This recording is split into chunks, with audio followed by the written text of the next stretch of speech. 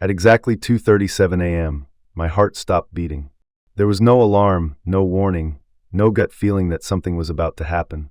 Just a quiet pain, sharp and sudden, like a safety pin plunging deep into my chest, tearing open everything I once believed was solid. I remember getting up to grab a glass of water, and the next thing I knew, I was sprawled out on the cold kitchen floor. No one was there. Just me, a 56-year-old man living alone in a neat, tidy apartment that somehow felt colder and emptier than a grave. I remember once saying, "I'm not afraid of dying." But that was when I was still alive. And when death came, I didn't scream. I didn't call out for God. I didn't see my life flash before my eyes. I only heard one question echo through the silence. "Where is your heart?" At first, I thought it was a hallucination. But the voice didn't come from outside. It came from somewhere deeper, beyond memory, beyond thought. The question wasn't demanding an answer. It was waiting. Waiting for me to pause. Waiting for me to look inward. Waiting for me to be honest. I had lived long enough to know. A man can hide from the world, but he can't hide from the question that comes from the other side of life. I tried to open my eyes, but the light disappeared like someone had pulled the plug. I saw nothing, just a bottomless black. And yet, strangely, in that darkness, I felt lighter than I'd ever been. No more weight of bones or flesh. No ticking of time. No worn-out version of myself. Just a raw, exposed awareness.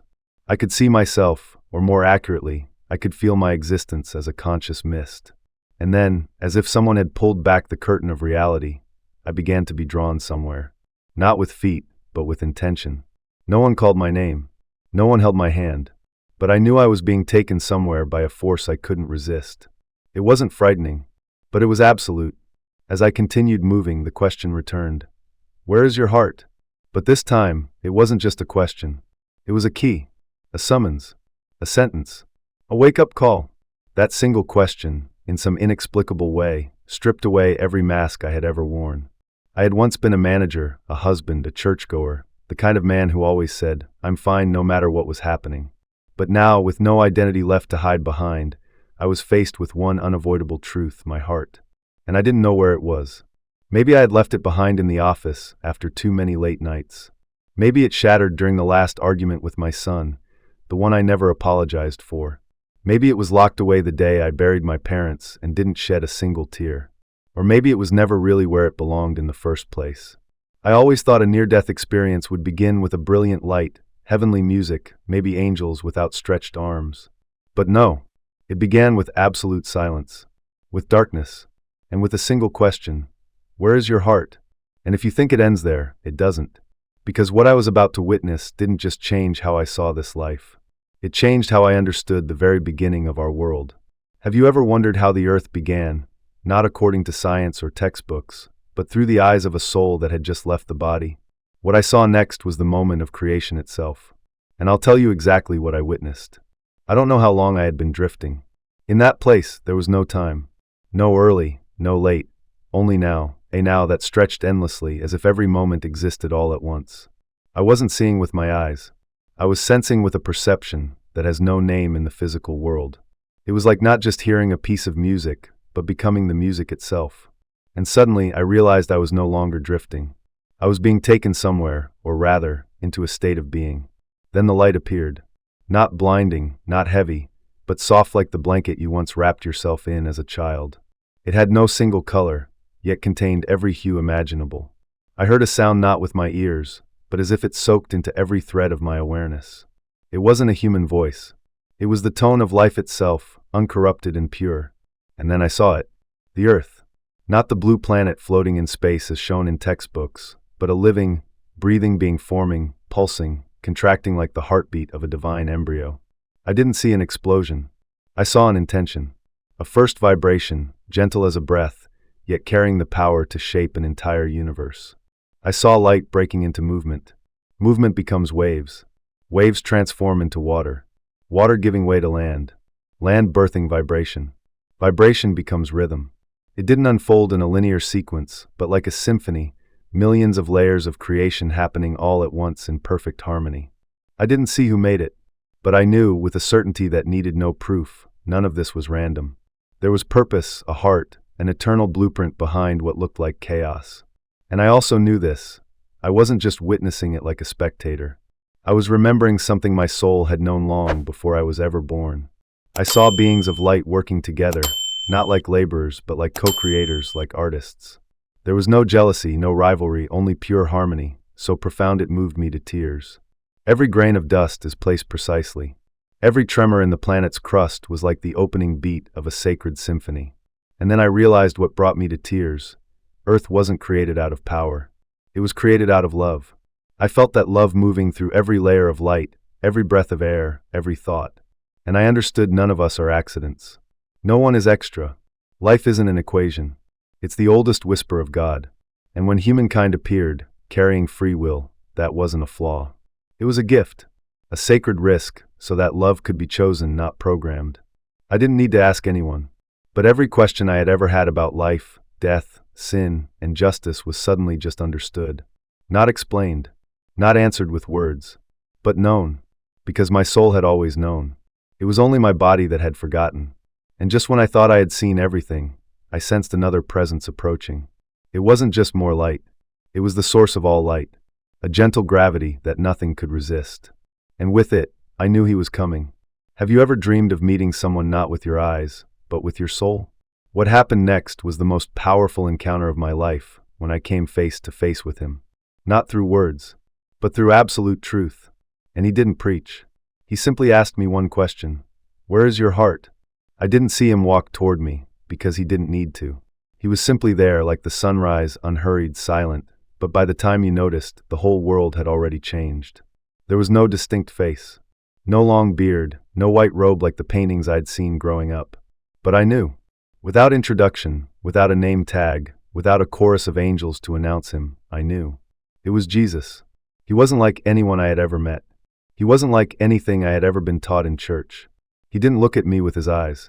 He looked at me with the purest essence of unconditional love. That light didn't blind me. It revealed me.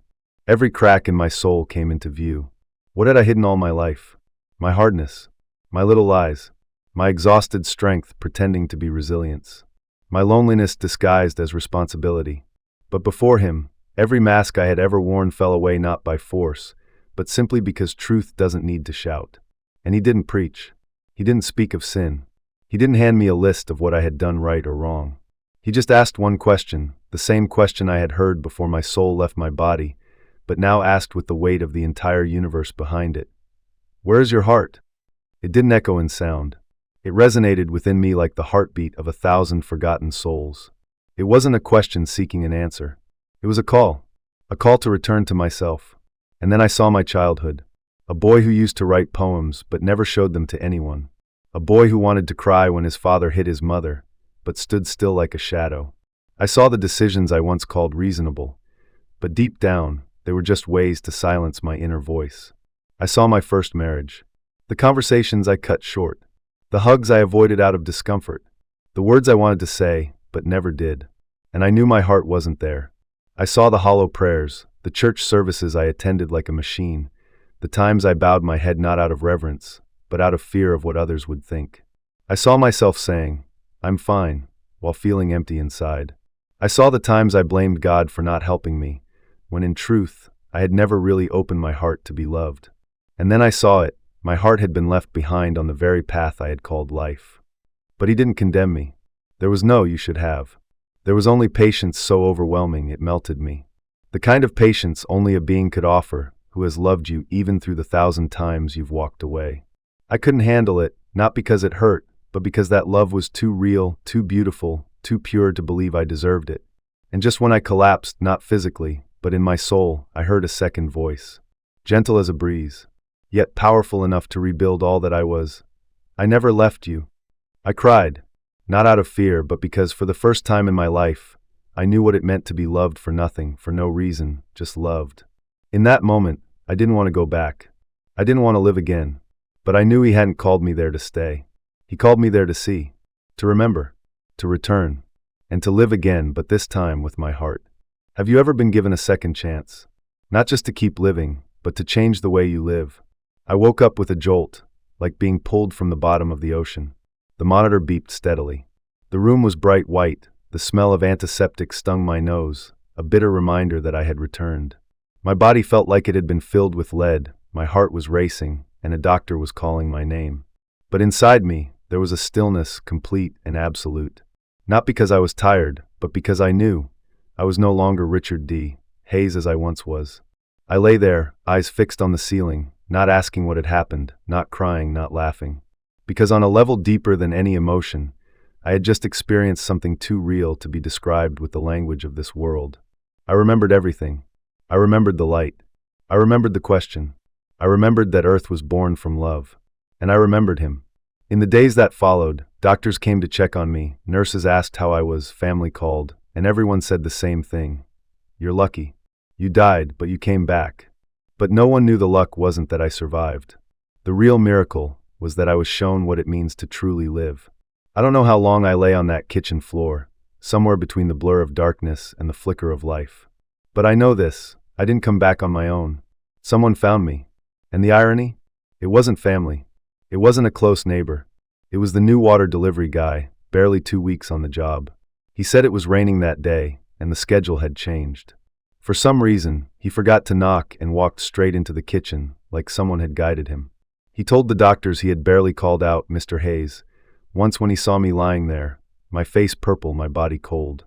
He called 911 immediately. He never left my side. He held my hand and cried in a panic, as if I were his kin. I later heard his voice in the 911 recording, trembling. I don't know him, but I just don't think he should die alone. That one sentence choked me up. No one should die alone. How many people have left this world with no one by their side, no hand to hold, no eyes to witness their final breath? I had nearly become one of them. If it hadn't been for that delivery guy, a man I'd never even asked the name of.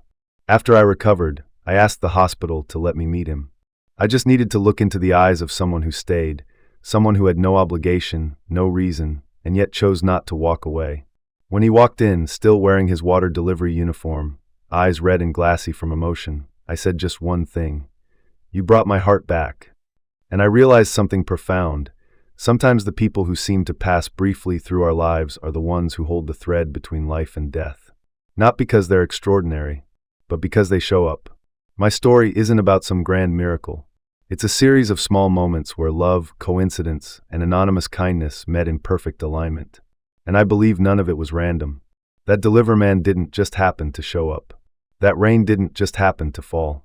Life, when we learn to truly listen, is like a delicate symphony where every note is placed by an invisible hand with purpose. I began to see everything differently. Every cup of coffee, every bird at dawn. The sunlight was casting through the window. I saw life in every detail.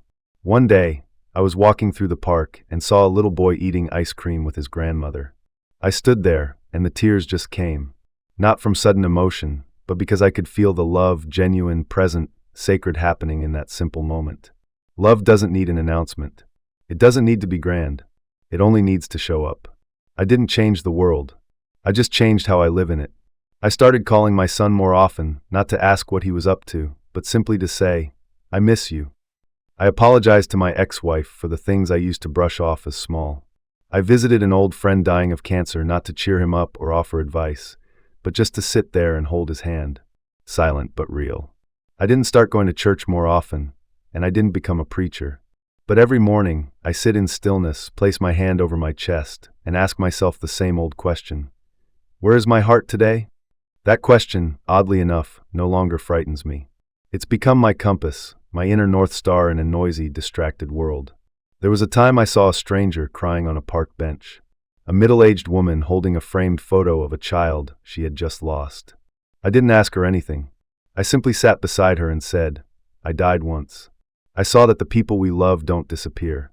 They just walk through the door a little sooner than we do. She didn't respond, but her eyes softened. Her hand found mine. And in that moment, I knew I wasn't just living for myself anymore. I began to believe that maybe prayer doesn't always need to be spoken. Maybe it's our full, honest presence that is the living prayer.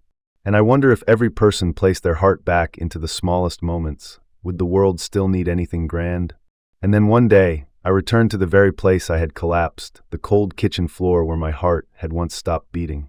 But this time, I wasn't pulled away. I stood there, calm and steady, because I knew I had finally placed my heart where it belongs. And now, I want to tell you the one thing I am certain of after dying once and coming back, the one truth that gives life its meaning. I returned to the place where I had died. Not to test anything, not to tempt fate, and certainly not to relive old memories. I came back because I needed to close a circle. The kitchen floor was the same. The small scratch under the dining table still sat quietly. The glass I dropped that night had long been cleared away by someone, leaving behind a space that whispered of what once was. The overhead light still cast that pale yellow glow, the last light I ever saw with human eyes. I stood there, no longer afraid, no longer searching. I didn't need a sign from heaven. I placed my hand over my chest, over the heart that once stopped beating, and for the first time in my life, I felt it beating for something real. I thought of the question I'd once heard: "Where is your heart?" I used to be terrified by it. I didn't know how to answer. I tried to outrun it with 1,000 roles: father, husband, churchgoer, professional. But now, that question no longer felt like a sentence. It had become light, a compass, a reminder that I was finally living in the right direction. I no longer feel the need to prove anything to anyone. I'm not chasing some grand legacy to leave behind. Because now I understand, the quiet, kind, honest way I live each day is the loudest declaration I can make of God's presence in this world. You don't need to meet Jesus to start living from the heart. You don't need to die and come back to know what matters. You just need to pause for a moment, look deep within yourself, and ask honestly, where is my heart? Not in your words, not in your degrees, titles, or achievements, but in how you love someone when they are at their weakest, in the embrace with no conditions, in the silent forgiveness, in those early mornings when you simply sit beside your child, not to teach or correct, but just to be there. I'm not sharing this story so you'll believe me. I'm sharing it so you'll remember your own, the one you might have forgotten while chasing something the world calls life, but that left your soul behind along the way. I'm not special. I'm just someone who died. But I'm also someone who was loved so deeply, so unconditionally, that love itself brought me back. I no longer ask, where is God? Because I now know He asked me first, where is your heart? And in the end, that question was the one that led me home. If you've ever had a moment of awakening, if your soul has ever been stirred by something beyond reason, share your story. Because maybe, just maybe, the words you leave here will be the light someone else is searching for in their darkest hour.